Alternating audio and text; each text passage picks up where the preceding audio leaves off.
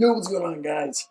And we're talking about Santi Aldama, todos los hispanos, los latinos que le encanta el jugador Santi Aldama. Yo también, porque mi familia es de Argentina, okay? Look, I love me Santi Aldama. And the thing is, we're doing a little different setup. So let me tell you what you guys think of this, how I have it set up like this.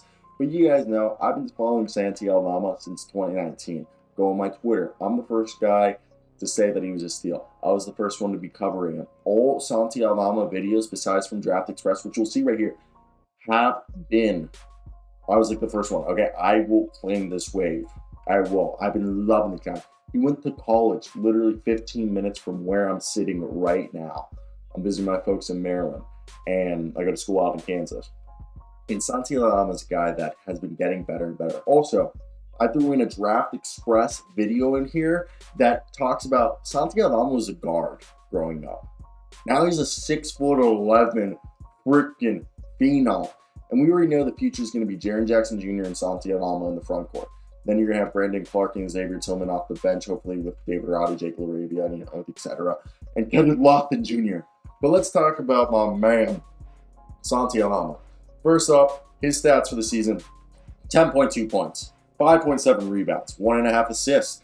He's shooting 47.6% from the field, 36.6% from three, 75% from the free throw line. His effective field goal percentage is 56.6. He has a player efficiency rating of 15.7 and a 2.3 win share rating, which, like, good shit right there. And per 100 possessions, he's a plus defender and he has a good offensive rating.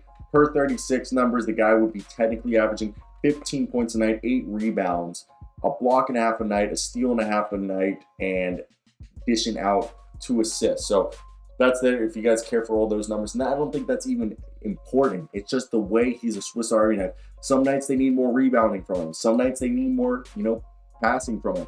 Also, another crazy thing is he's a 40% shooter from 3-point corner threes.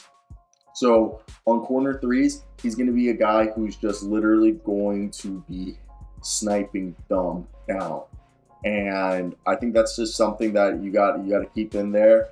And his inside the arc, the guy's like a 60% score. He shoots 58% on 2-point buckets. So it's just incredible to see how an efficient guy. And people forget he's the son of he's literally from a hoop family.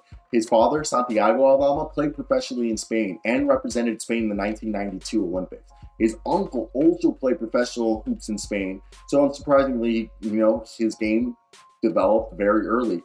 And yes, he took a different pathway than typical elite Spanish prospects. He went to Cattenberg Basketball Academy in Las Palmas and decided instead of playing in a major youth academy like Real Madrid or Barcelona, he played at the Adidas Next Generation tournament in Barcelona and continued to develop, and then went and played in a bunch of other types of tournaments and stuff, and decided to go play college hoops in the United States and attend Loyola, Maryland, which a lot of people were surprised, even myself, because he was playing in the Patriot League.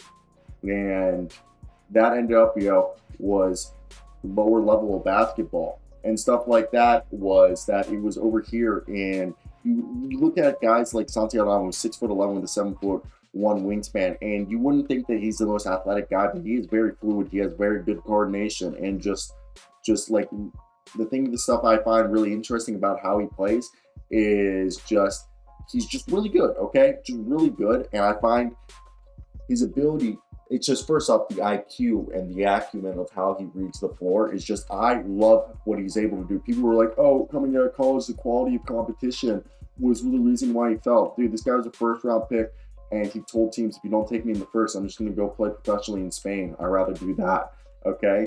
And the combination of his size, skill, and intellect is just unparalleled. And what we saw was when he was in college basketball, he was literally a professional playing in mid-major college basketball.